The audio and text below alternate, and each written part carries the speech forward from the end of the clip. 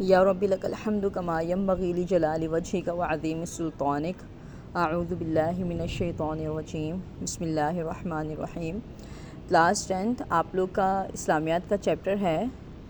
باب چہارم اخلاق و آداب، اس میں سے ایک چیپٹر ہے آپ کا چیپٹر نمبر 1 اخلاص و تقوی۔ اخلاص و تقوی کا جو ٹاپک ہے اس میں آپ کے لفظی معنی، اصطلاحی معنی، اہمیت،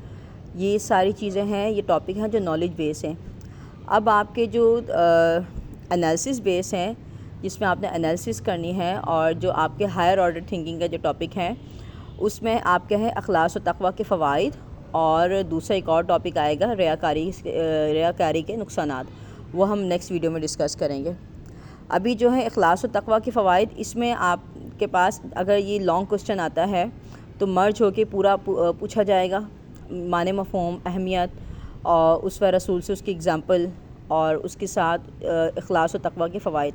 لیکن اگر آپ کا شارٹ آتا ہے، مختصر سوال آتا ہے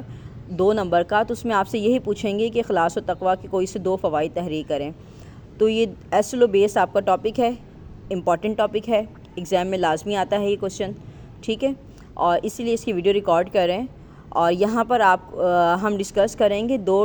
اخلاص و تقوی کے فوائد، کیونکہ اگر یہ شارٹ میں آتا ہے تو 2 ہی آپ سے پوچھیں گے تو 2 انف ہوں گے۔ اب اس کا اسٹارٹ کرتے ہیں۔ اخلاص و تقوی کے فوائد میں سے نمبر 1 ہم کہہ سکتے ہیں کہ اعمال کی قبولیت،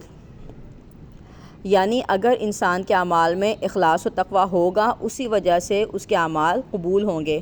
اگر اعمال میں اخلاص و تقوی نہیں ہوگا تو اس کو نیکی میں لذت بھی حاصل نہیں ہوگی۔ نیکی میں لذت کہتے ہیں نیکی کرنے میں مزہ آنا۔ جب اس کے اعمال میں اخلاص و تقوی ہوگا تبھی اس کو نیکی کرنے میں مزہ بھی آئے گا، اور اس کی نیکی کرنے کا جو مزہ ہے، اس کی جو لذت ہے، اس میں اضافہ بھی ہوگا۔ اگر اخلاص نہیں ہوگا، مقصد ریاکاری ہوگا، شو آف کرنا ہوگا، لوگوں کو دکھانا ہوگا، تو اس نیکی کرنے میں دل بھی نہیں لگے گا اور نیکی کرنے میں مزہ بھی نہیں آئے گا، اور دوسری بات یہ کہ محنت بھی ساری ضائع ہو جائے گی، اور ہمارا وہ عمل، ہماری وہ نیکی قبول بھی نہیں ہوگی۔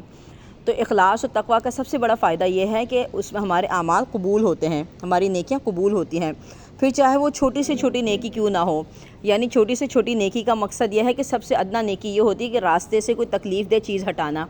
اگر ہم پبلک میں جا رہے ہیں، ہم دیکھ رہے ہیں کہ راستے میں کوئی تکلیف دہ چیز ہے، ہم اس کو ہٹا دیتے ہیں،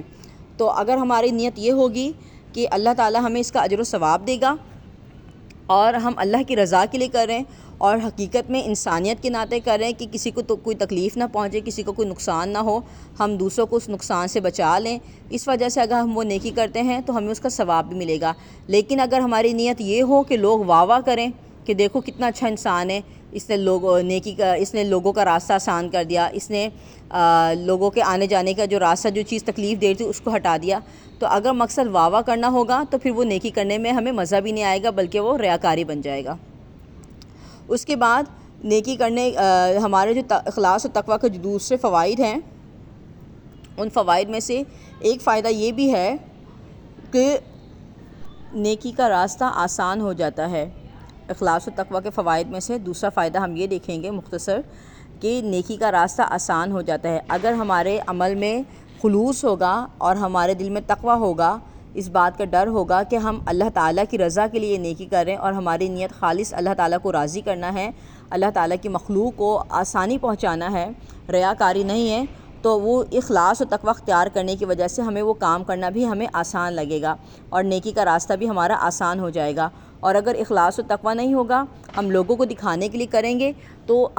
ہمیں وہ ٹاسک ہم کر تو لیں گے لیکن بڑی مشکل سے اس کو ہم کریں گے، آسانی سے وہ ٹاسک ہم سے نہیں ہو پائے گا۔ تو اس وجہ سے اگر ہم اخلاص و تقوی رکھتے ہیں اپنے اعمال میں، اور ہمارے دل میں اخلاص ہوتا ہے، تقوی ہوتا ہے، اللہ تعالیٰ کا ڈر ہوتا ہے کہ ہم جو بھی کام کریں وہ اس کو اللہ تعالیٰ دیکھ رہا ہے، اللہ تعالیٰ کی بارگاہ میں قبول ہو جائے، اور ہماری نیت خالص ہو کہ ہم اللہ تعالیٰ کو راضی کرنے کے لیے یہ کام کریں، تو پھر وہ ہمارا نیکی کا کام اللہ تعالیٰ کی بارگاہ میں قبول بھی ہوتا ہے، اور نیکی کا وہ کام کرنا ہمیں آسان بھی لگ رہا ہوتا ہے۔ تو یہ تھے ہمارے 2 اخلاص و تقوی کے فوائد۔ یہ اگر آپ کے